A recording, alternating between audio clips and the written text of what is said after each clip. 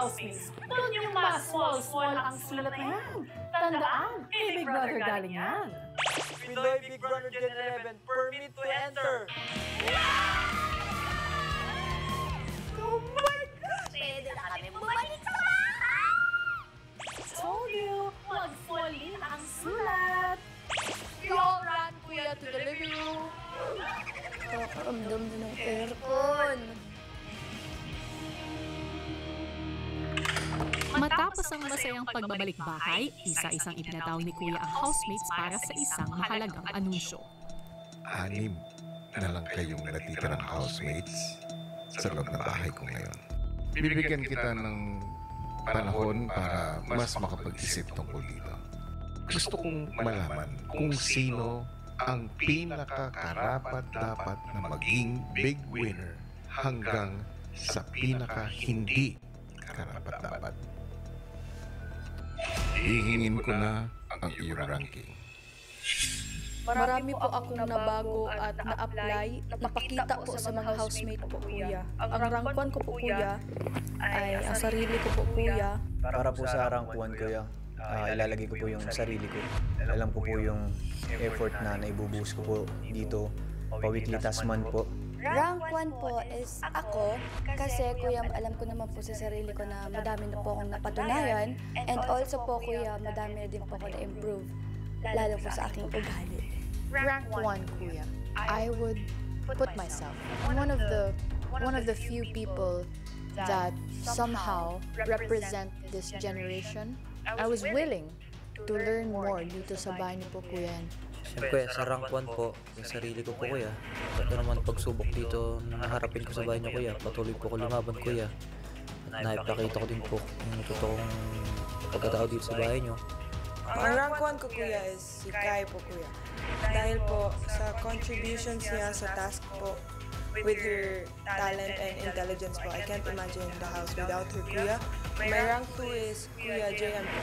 Rank number 2 is na si JM po kuya. I rank Kuya J. Nagpakatotoo talaga siya. Pera lang talaga yung habol niya dito. Kahit ganun yung objective niya po, na igawa niya pa rin maging friendly to everybody. Sa rank 2 ko po, si Kuya JM po. Ang rank 2 ko po, kuya, ay si Kai po, kuya. Para po sa rank 2, inilalagay ko po si Kai.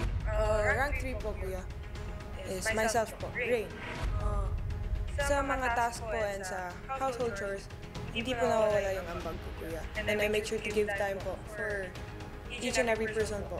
Rank number 3, I put up Rain, kuya. Rain has so much to show and so much to say. Everybody adores her for that. Rank number 3 po kuya is si Kai po kuya. Bukod din po sa siya po ang nagpanalo ng aming task. Dahil po sa personality niya din po kuya na very positive lang po talaga as in. Sa rank 3 naman po, kuya, si Ate Colette po. At saka rank 3 ko po, kuya, si JM po, kuya. Para po sa rank 3 ko, inilalagay ko po si Colette. Simula po first week, labis na po yung pinapatunayan ko ulit. Kahit ho ilang beses na po siyang na-nominate, hindi pa rin po siya sumusuko sa paglaban ho sa pangarap niya. Sa rank 4 naman po, kuya, si Kai po. 4 ko, si Ate Colette. Si Ate Colette. Si Colette. Sa rank 4 ko po, kuya, si Fiang po. Sa rank 4 po, ilalagay ko po si Fiang. Talentado naman po siyang tao. Pagdating po sa task, nakadepende po sa mood niya kung kailan lang po niya gagawin. Nakukulangan ako, kuya, sa pakikisama po niya sa kapwa po namin housemates. For my rank 5, that is Fiang, kuya. Rank 5, si Fiang po, kuya. Sa rank 5 po, inilalagay ko po si Ring. Si Rain po kuya. Ibibigay ko po kay Rain po, kuya.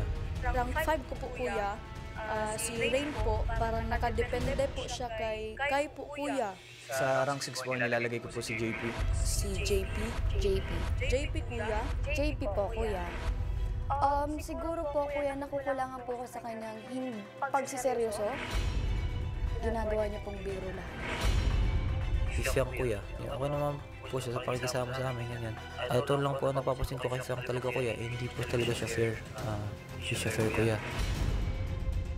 Gahamon po, kuya. Huwag matataga mo po sa pagkain, kuya. Hindi na kami nag-iisip, kuya. Pananalita niya po. Parang minsan pag tatanong ko ng maayos sa kanya, yung sagot niya, hindi maayos. Parang pabalang po.